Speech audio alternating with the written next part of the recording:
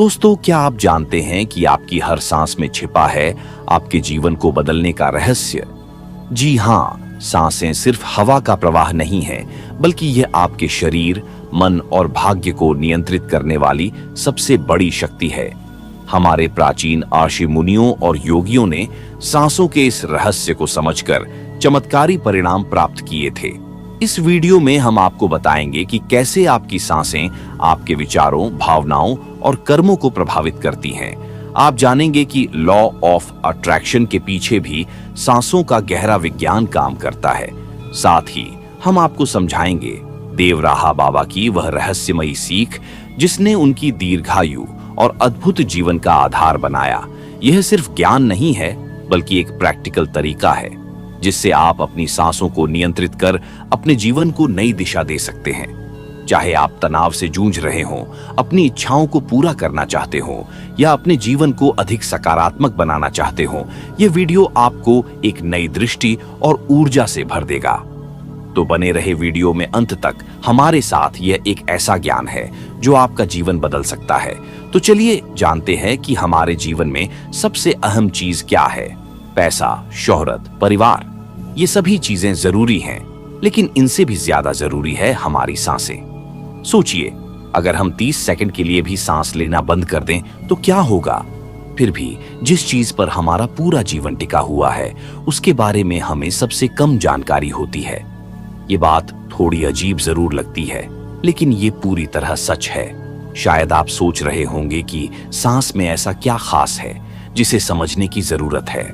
सांस लेना और छोड़ना तो हर वक्त चलता रहता है, इसमें जानने जैसा क्या है? लेकिन असल में हमारे जीवन में जो भी छोटी बड़ी घटनाएं होती हैं, उनका हमारी सांसों से गहरा संबंध होता है। हम सांसों के बारे में इतना कम क्यों जानते हैं? क्योंकि ये एक ऐसा काम है जिसे करने के लिए हमें सोचना नहीं पड़ता। सांसें अपने आप चलती रहती है। भगवान ने इसे हमारी जिम्मेदारी नहीं बनाई। सोचिए, अगर सांस लेने का काम भी हमें खुद करना होता तो आज की व्यस्त जिंदगी में शायद हम इसे भूल ही जाते। हो सकता है हम दूसरों से कहते, तुम मेरी जगह सांस लेते रहो, मैं काम में बिजी हूं। हम बाकी सारे काम सोच समझ कर करते हैं। भोजन करना, बोलना, चलना, इन सब में सुधार करना हमारे हाथ में होता है, लेकिन सांस लेने के लिए दिमाग की जरूरत नहीं पड़ती। यही वजह है कि हम इस पर ध्यान ही नहीं देते। जबकि अगर हम अपनी सांसों को ठीक से समझना और नियंत्रित करना सीख लें, तो अपने जीवन की कई मुश्किलों को खत्म कर सकते हैं। जरा ध्यान दीजिए, जब आप खुश होते हैं तो आपकी सांस धीमी और गहरी होती है। गुस्से में सांस तेज हो जाती है। डर लगता है तो सांस उथली हो जाती है। यानी हर भावना आपकी सांस को बदल देती है। यही कारण है कि सांस का विज्ञान इतना खास और महत्वपूर्ण है। हमारी सांस हमारे मन और शरीर के बीच का पुल है। इसे समझकर आप न केवल अपने मन को शांत कर सकते हैं, बल्कि अपने शरीर को भी बेहतर बना सकते हैं।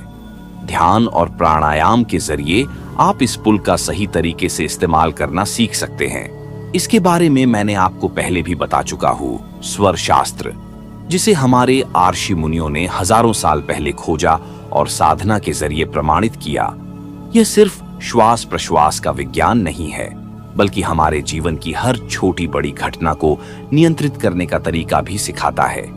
यह विज्ञान यह कहता है कि हमारी हर सांस के साथ कुछ सूक्ष्म ऊर्जा प्रवाह करती है, जो हमारे शरीर और मन को प्रभावित करती है। एक बार एक पत्रकार एक बाबा से उसकी लंबी उम्र का राज पूछा तो बाबा ने पत्रकार से मुस्कुराते हुए कहा, मेरी लंबी उम्र का रहस्य सिर्फ 2 चीजों में है। पहली, मैं हमेशा पूरी गहरी सांस लेता हूं और पूरी सांस छोड़ता हूं।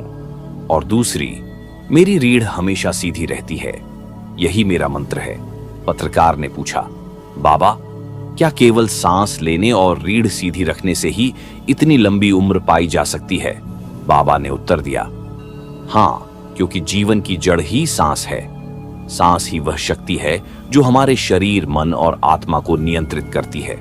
जब तुम सांस को समझते हो तो तुम जीवन के हर पहलू को समझने लगते हो। लोग इसे नहीं समझते और अपने जीवन को बेवजह जटिल बना लेते हैं। लेकिन अगर तुम अपनी सांसों को काबू में कर लो तो जीवन अपने आप सरल और लंबा हो जाएगा। उन्होंने समझाते हुए कहा, हम सबके पास सीमित सांसें हैं, जैसे एक बर्तन में सीमित पानी हो। अगर पानी को तेजी से खर्च करोगे तो वह जल्दी खत्म हो जाएगा। वैसे ही अगर तुम तेज तेज और अनियमित सांसें लोगे तो तुम्हारा जीवन छोटा हो जाएगा। लेकिन अगर तुम गहरी, धीमी और स्थिर सांसें लेना सीख जाओगे तो तुम्हारा जीवन लंबा होगा। बाबा ने एक उदाहरण देते हुए कहा, क्या तुमने कछुए को देखा है? वह 1 मिनट में केवल 4 से 6 बार सांस लेता है और 600 साल से भी अधिक जीता है। दूसरी तरफ कुत्ता और बंदर 1 मिनट में 30 से 40 बार सांस लेते हैं और उनकी उम्र बहुत कम होती है।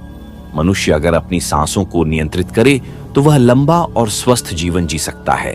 पत्रकार ने फिर पूछा, बाबा, क्या सांसों का असर हमारे मन और विचारों पर भी पड़ता है? बाबा ने उत्तर दिया, बिल्कुल। तुम्हारा मन और तुम्हारी सांसें एक दूसरे से जुड़ी हैं। अगर तुम्हारी सांसें तेज और अनियमित हों तो तुम्हारा मन भी अशांत रहेगा। लेकिन जब तुम अपनी सांसों को धीमा और स्थिर करोगे तो तुम्हारा मन भी शांत हो जाएगा। यही शांत मन तुम्हें सही दिशा में सोचने और निर्णय लेने की शक्ति देगा। यही लॉ ऑफ अट्रैक्शन का मूल है। जब तुम्हारे विचार सकारात्मक होंगे तो तुम्हारे जीवन में वही सकारात्मक चीजें आकर्षित होंगी। बाबा ने बताया कि प्राचीन योग और प्राणायाम इसी सिद्धांत पर आधारित हैं। उन्होंने कहा, पूरी नाभि तक सांस लेने का बड़ा महत्व है। जब तुम पूरी सांस लो और नाभि तक उसे पहुंचा सको तो शरीर और मन में ऊर्जा का प्रवाह बेहतर होता है। इससे न केवल शरीर स्वस्थ होता है बल्कि मन भी स्थिर और शक्तिशाली बनता है। यही शक्ति तुम्हारे जीवन में बड़े बदलाव ला सकती है। पत्रकार ने पूछा, बाबा, क्या यह हर किसी के लिए संभव है? बाबा ने कहा, यह बिल्कुल संभव है।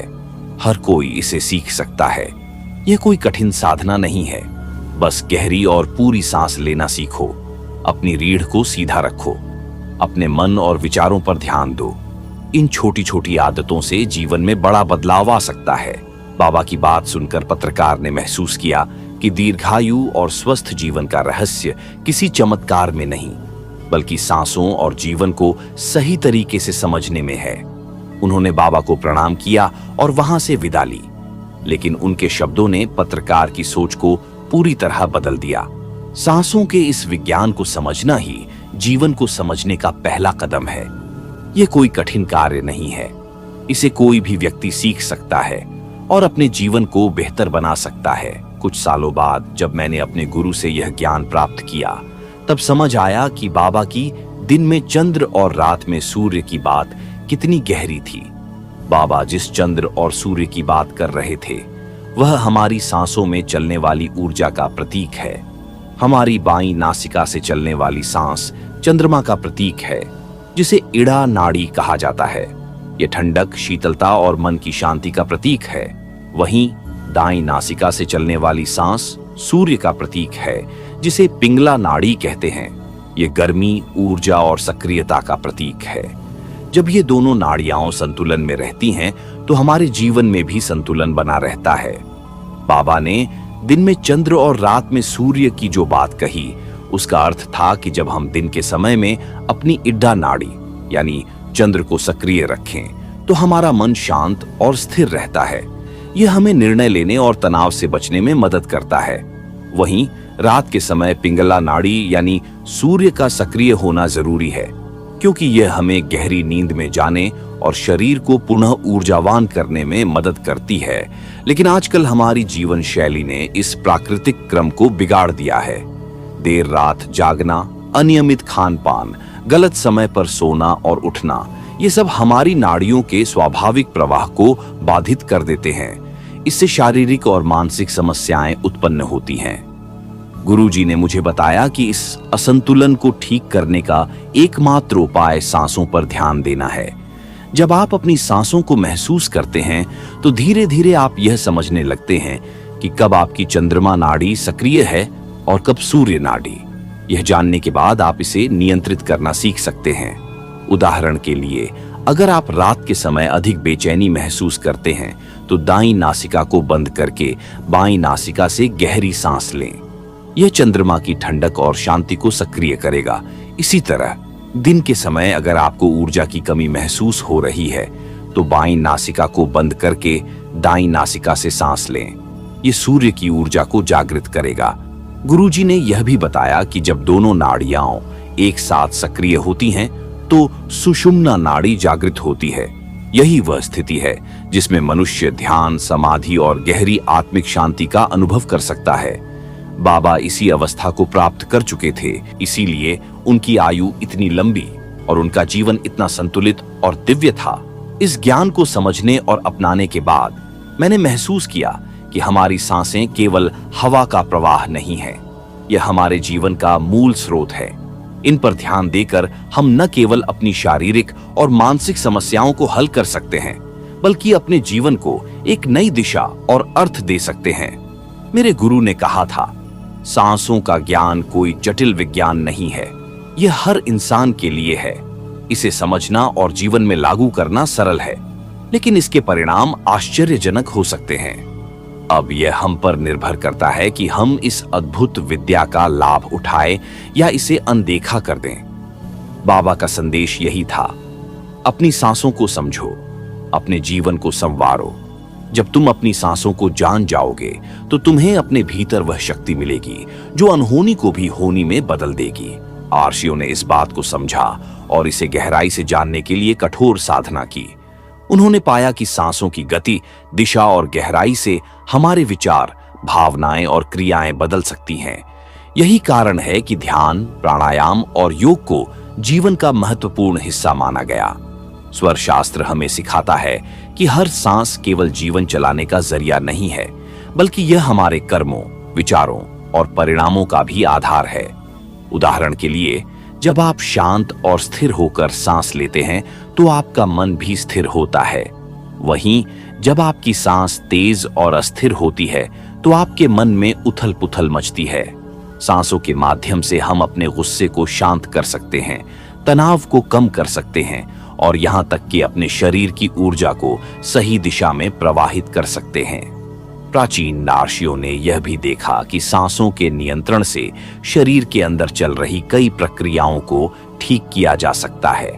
यही कारण है कि आज भी प्राणायाम और ध्यान को स्वास्थ्य सुधारने और मानसिक शांति पाने का सबसे प्रभावी तरीका माना जाता है। लेकिन जैसे हर विज्ञान को समझने और उसका लाभ उठाने के लिए अभ्यास जरूरी है, वैसे ही स्वर शास्त्र को भी अपने जीवन में उतारने के लिए नियमित अभ्यास और धैर्य की जरूरत है। यह ऐसा नहीं है कि आपने एक बार पढ़ लिया और सब समझ गए। यह एक अनुभवजन्य विज्ञान है जिसे अनुभव किए बिना समझना मुश्किल है। स्वर शास्त्र के अभ्यास के लिए सबसे पहले आपको अपनी सांसों पर ध्यान देना होगा। सामान्य तौर पर लोग सांस लेते हैं लेकिन उसे महसूस नहीं करते। शुरुआत में बस अपनी सांसों को महसूस करना सीखें, कैसे यह अंदर आती है और कैसे यह बाहर जाती है। फिर धीरे धीरे इसे गहरी और स्थिर बनाएं। इसके बाद आप सांसों को नियंत्रित करना सीखेंगे, जिससे आप अपनी ऊर्जा का प्रवाह सही दिशा में ले जा सकेंगे। इस ज्ञान का उद्देश्य केवल शारीरिक स्वास्थ्य सुधारना नहीं है, यह हमें आत्मज्ञान, मानसिक शांति और आध्यात्मिक ऊंचाई की ओर ले जाता है।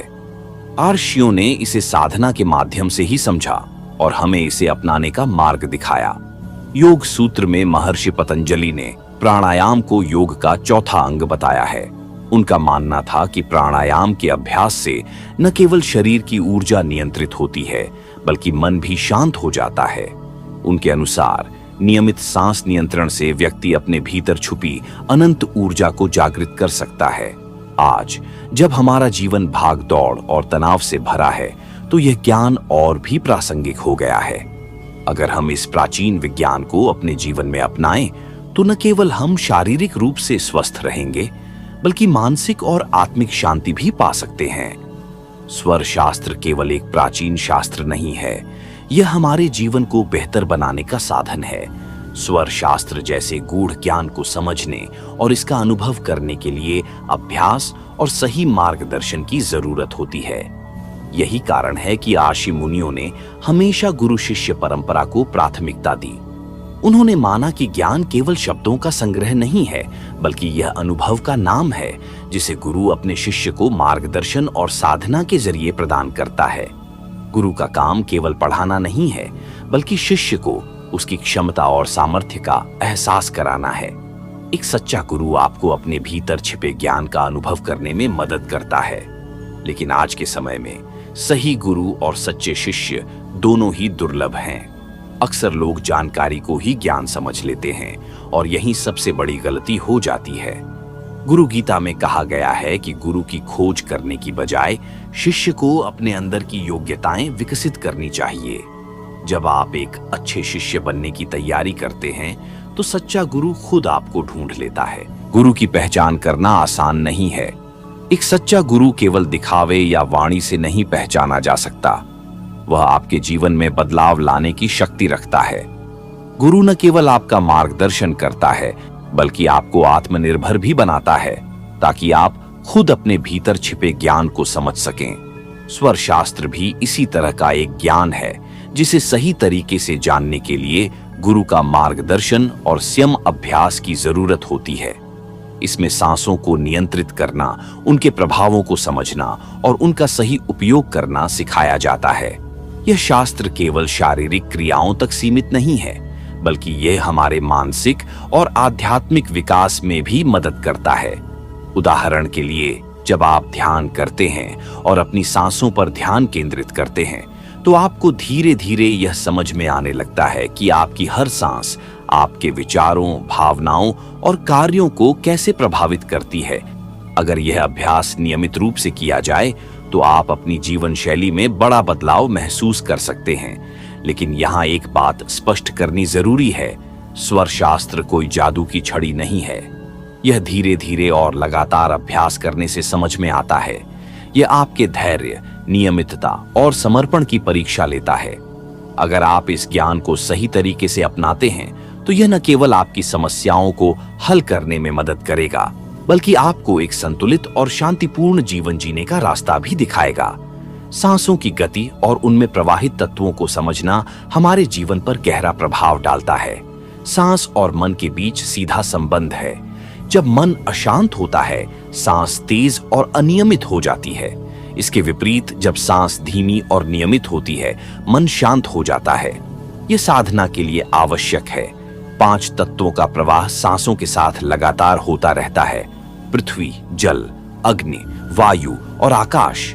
इन तत्वों के प्रभाव को समझकर हम जीवन के हर क्षेत्र में सकारात्मक बदलाव ला सकते हैं। पृथ्वी तत्व स्थिरता और संतुलन देता है। इस तत्व के सक्रिय होने पर कोई भी ठोस और महत्वपूर्ण निर्णय लेना अनुकूल होता है।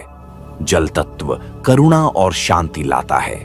इस तत्व के प्रवाह के दौरान रिश्तों को सुलझाना या सृजनात्मक कार्य करना प्रभावी होता है।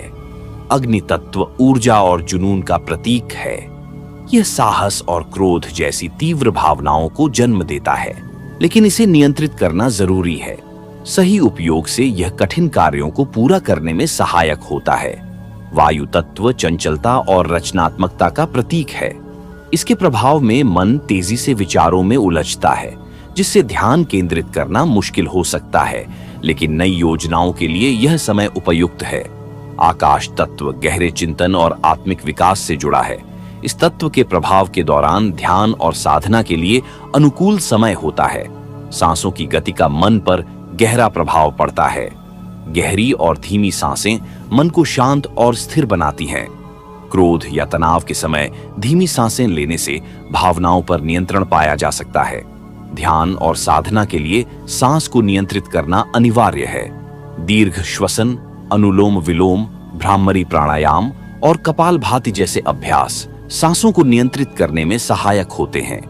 ये विधियां मस्तिष्क को शांत करती हैं, शरीर में ऊर्जा प्रवाहित करती है और मानसिक तनाव को दूर करती है। जब सांसों के विज्ञान को सही तरीके से अपनाया जाता है तो यह जीवन के हर क्षेत्र में मददगार बनता है। किसी कार्य के अनुकूल समय पर तत्वों के प्रभाव को पहचानकर उसे करने से सफलता की संभावना बढ़ जाती है। आशी मुनियों ने सांसों की महत्ता को इसी कारण समझाया। यह विद्या जीवन को बेहतर बनाने के साथ साथ ध्यान और समाधि में भी सहायक है। नियमित अभ्यास से यह विद्या आपको हर परिस्थिति में स्थिर, शांत और प्रभावी बना सकती है। हमने इस वीडियो में सांसों के गहरे रहस्य और उनके जीवन पर प्रभाव को समझा। आपने जाना कि कैसे आपकी हर सांस आपकी भावनाओं, विचारों और कर्मों से जुड़ी होती है। ये सिर्फ ज्ञान नहीं, बल्कि एक शक्तिशाली साधन है जिससे आप अपने जीवन को बेहतर बना सकते हैं। देवराहा बाबा की सीख और लॉ ऑफ अट्रैक्शन को सांसों के साथ जोड़ने का यह सरल और प्राचीन तरीका आपकी जिंदगी बदल सकता है। यह सिर्फ जानने का नहीं, बल्कि अनुभव करने का विषय है। जब आप इसे अपनी दिनचर्या में शामिल करेंगे तो आप खुद देखेंगे कि कैसे आपके जीवन में सकारात्मक बदलाव आना शुरू हो जाते हैं। अगर आपको यह जानकारी उपयोगी लगी और आप भी अपने जीवन को सकारात्मक दिशा में ले जाना चाहते हैं तो हमारे चैनल से जुड़े। यहाँ हम हर बार ऐसी ही अनमोल और प्रेरणादायक बातें साझा करते हैं जो आपको आत्मविकास और आध्यात्मिक मार्ग पर आगे बढ़ने में मदद करेंगी। वीडियो को लाइक करें, इसे उन लोगों तक पहुंचाएं जिन्हें इसकी सबसे ज्यादा जरूरत है, और हमारे चैनल को सब्सक्राइब करके बेल आइकन दबाना न भूलें ताकि आप हर नए वीडियो की जानकारी सबसे पहले पा सकें। हम आपके साथ इस ज्ञान के सफर को आगे बढ़ाना चाहते हैं। जुड़े हमारे साथ और अपने जीवन को नई दिशा दें। धन्यवाद।